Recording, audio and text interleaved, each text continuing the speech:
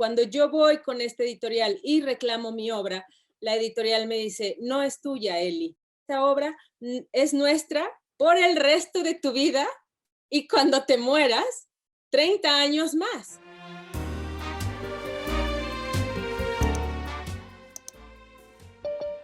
En principio me gustaría decir que soy mexicana, que soy letrista, que soy músico, que soy compositora, cantante, soy perfumista, cocinera y aguardientera.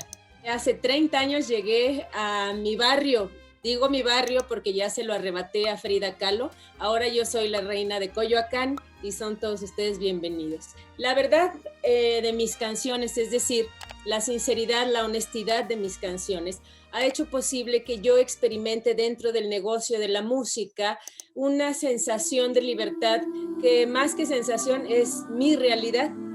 El gozar de una libertad dentro de tu espacio laboral o creativo es todo lo que uno desea y puedo atreverme a decir que cada uno de los trabajos creativos que yo realizo tienen este ingrediente, son creaciones libres, pero también puedo resaltar que con la libertad viene una gran incertidumbre.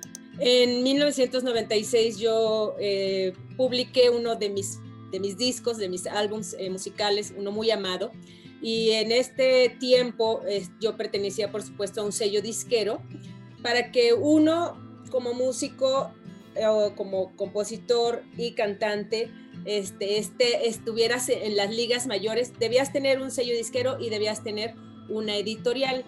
Una editorial significa que es aquella entidad que puede publicar tu obra y explotarla por ti. Tú le das ese derecho. ¿Qué haces tú? Firmas un contrato de cesión de derechos. Yo firmo este contrato y estoy accediendo a comprometerme con todo lo que dice el artículo 23 de la Ley de Derecho de Autor 1963. ¿Esto qué quiere decir? Que yo firmé mi obra por toda mi vida y además de todo, si me moría, la firmé por 30 años más. Y yo trato de entender todos estos contratos estando joven y con esta ilusión por lo que estás creando y a dónde quieres llegar. Y entonces pregunto qué significa todo un contrato y a mí me dan una tutoría. Correcto era porque también dentro de este contrato había una cláusula que explicaba que yo estaba cediendo mi obra por 15 años. O sea, te presto mis canciones por 15 años para que las explotes. Pero después de 15 años, cuando yo las reclame, son mías nuevamente. Pero si vemos, esa cláusula adicional me daba en la madre.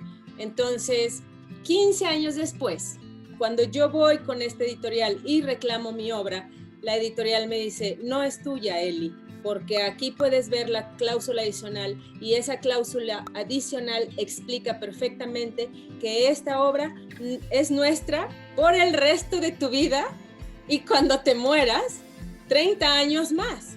Por tanto,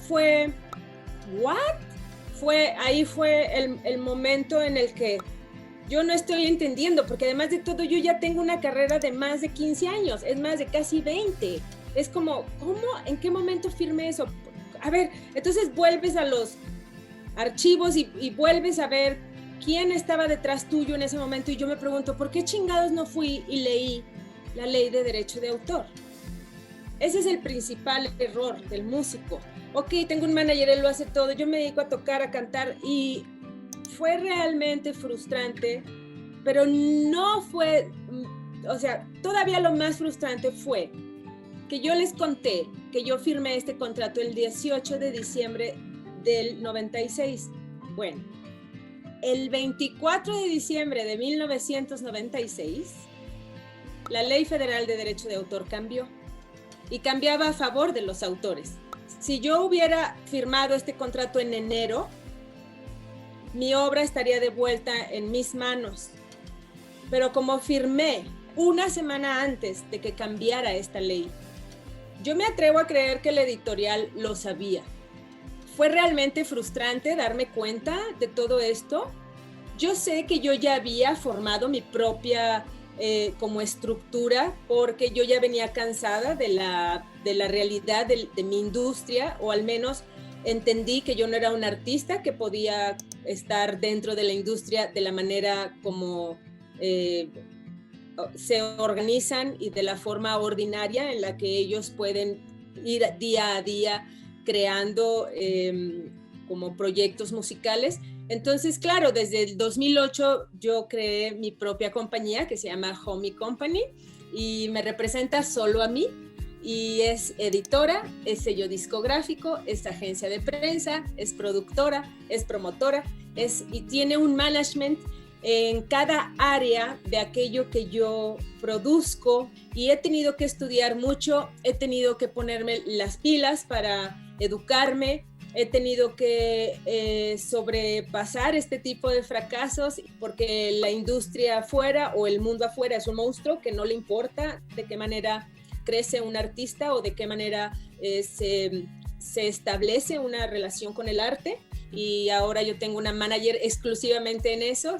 Y así cada área de Homie Company tiene un representante especializado en el área, pero también son personajes abiertos a la educación constante, porque la industria de la música es una industria que está en transformación todo el tiempo, y nosotros estamos decididos a transformarnos con ella, pero también a transformarla, porque creemos que ese es evidentemente el trabajo de un artista. El trabajo de un artista es crear en el otro incomodidad, crear en el otro la capacidad de curiosidad. La labor de un artista es ponerte un espejo al frente, mirarte y gustarte, saber de ti más.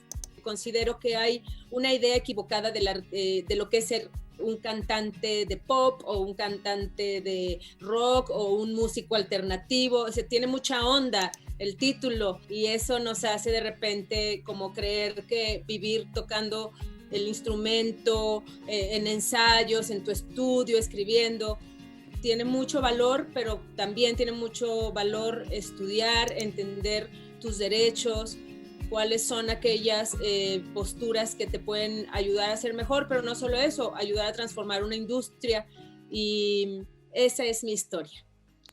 Voy a presentar a Benito.